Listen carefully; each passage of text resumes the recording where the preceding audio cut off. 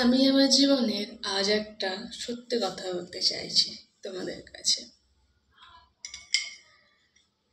কথাটা হলো এটাই, আমি জানো একজনকে খুব ভালোবাসতাম, তাকে ভালোবেসে বিয়েও করেছিলাম। কিন্তু সেই বিয়েটা আমার বেশি দিন টেকেনি।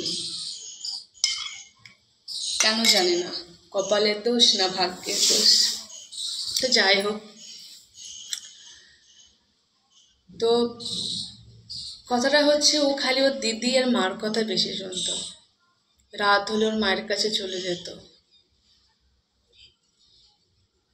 এই নিয়ে যদি আমি কোনো কথা বলতে যেতাম তার সাথে আমার অনেক খুঁটিনাটি একটা ঝগড়া বাবদ লেগেই থাকতো। ওর দিদি ও জামাইবাবুর বেশি কথা শুনতো, দিদি যেটা বলতো সেটাই শুনতো। ইভেন ওর একটা ছোট মাসি ছিল, সেই মাসি আমাকে একটা কথা বলেছিল, হালিমে ওর ডেথ হয়ে গেছে ক্যান্সারে, যে আমার ননদের নাম ছিল কাকলি, যে কাকলি যেটা বলবে মিঠুন আর মিঠুনের মা ওটাই শুনবে, এজন্য তোর তো ননদকে হাত কর। আর আমি সত্যতা বলতে কি আমি বুঝিও নি যে এর ইঙ্গিতটা কি।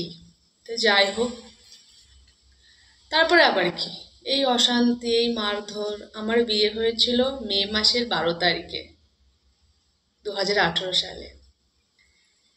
এই মারধর, এই অশান্তি করতে করতে আমাকে একদিন খুব মেরেছিল।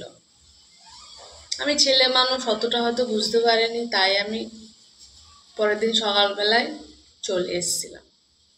যাক, কেস খামারি সব কিছুই হলো। হওয়ার পর আজ 2025 সাল পড়ে গেছে, কেস চলছে আমাদের। মোটামুটি 2018 থেকে 2025 আমরা অনেক লং ডিস্টেন্স। তো কই হয়তো একজনা বলেছিল যে সংসারটা নষ্ট করে কি হবে, একবার না হয় তাকে বলেই দেখি। সে আমার খুব ভালো বন্ধু, ভালো দাদা, সে ভালোই চেয়েছিল আমার।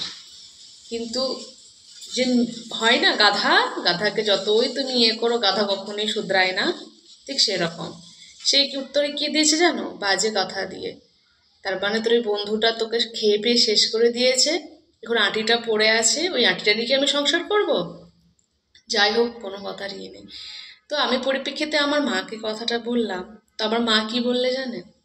আমার মা একটাই কথাই বলল, তুই যদি ওকে বেছে নিস আবার, তাহলে তোকে আর আমার এই ঘরে ঠাঁই দেব না।